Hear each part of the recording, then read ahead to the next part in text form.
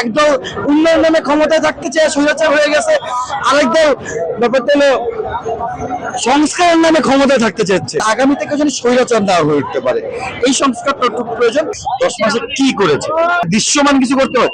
যে 10 মাসে কিছু করতে পারে না, 10 বছরও কিছু করতে পারবে না। অবশ্যই নির্বাচন, সংস্কার না নির্বাচন, এটার প্রশ্ন তো গত 11 মাস প্রায় 10 মাস হয়ে গেছে।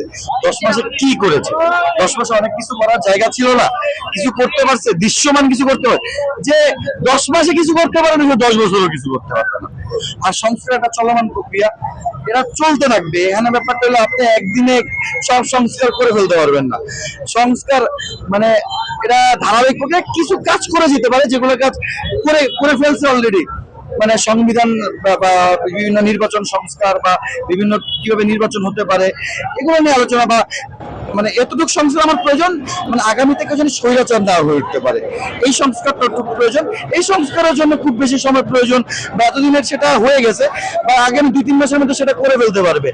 কিছু সাংবিধানিক ব্যাপার স্যাপার আছে, খালি এতটুকু মানে আগামী থেকে স্বৈরাচার হয়ে উঠতে পারবে না, এরকম করেই মানে নির্বাচনের দিকে আগায় যাওয়া উচিত। কারণ নির্বাচনটা আমরা তো 17 বছর লড়াই করছি ভাই, ভোট আর ভাতের অধিকার ফিরিয়ে দেওয়ার জন্য।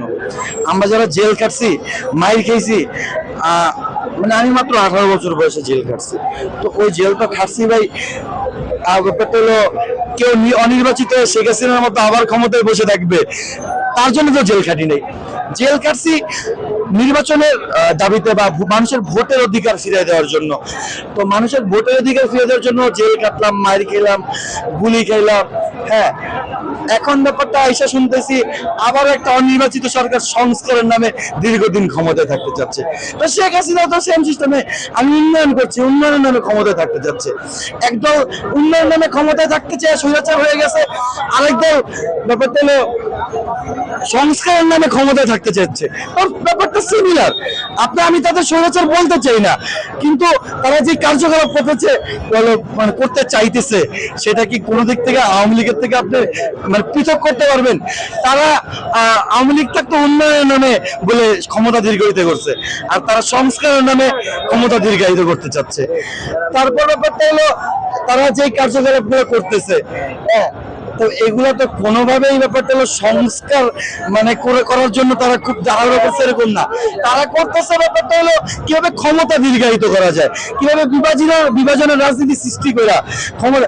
এই যে তারা যে বিভাজনটা সৃষ্টি করতেছে, তাতে কি হবে? হ্যাঁ, আওয়ামী লীগ ফিরে আসবে।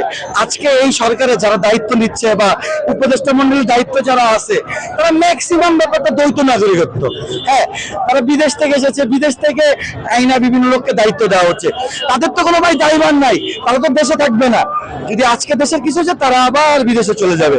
কিন্তু এই যে আমরা মানে মারামারি করে রক্ত দিয়া, হ্যাঁ, জেল খেটে সংগ্রাম করে এই শেখ হাসিনা সরকারের সরাইলাম, শেখ হাসিনা যদি আবার ফিরে আসে, সবচেয়ে বেশি বিপদে পড়বো যারা আমরা রাজপথে লড়েছি, যারা আমরা সরকারের বিরুদ্ধে কথা বলছি, আমরা বিপদে পড়বো। তারা কিন্তু বিপদে পড়বে না। তো যাদের এনে এই সরকার তাদের ক্ষমতা দীর্ঘস্থায়ী করতে চাচ্ছে, ওই আশিক চৌধুরী বলেন, তারপরও কিছু ওই যে করিডোর দিয়ে দিল, হ্যাঁ, তো তাদের তো কোনো ব্যাপার স্যাপার নেই আওয়ামী লীগ ফিরুক আর না ফিরুক। এই যে হামিদকে পালানোর সুযোগ দিয়ে তারা গ্রেফতার করে নুসরাত ফারিয়াকে। নুসরাত ফারিয়ার ব্যাপারে আমি যদি বলি, নুসরাত ফারিয়া যদি আগের কর্মকাণ্ডের হিসাব করা হয়, তাইলে তার অপরাধ আছে, কিন্তু ওরকম আগের কর্মকাণ্ডের হিসাব করতে গেলে সার্জিস হাসনাত তো ছাত্রলীগ করছে, তো তাদেরও গ্রেফতার করা উচিত।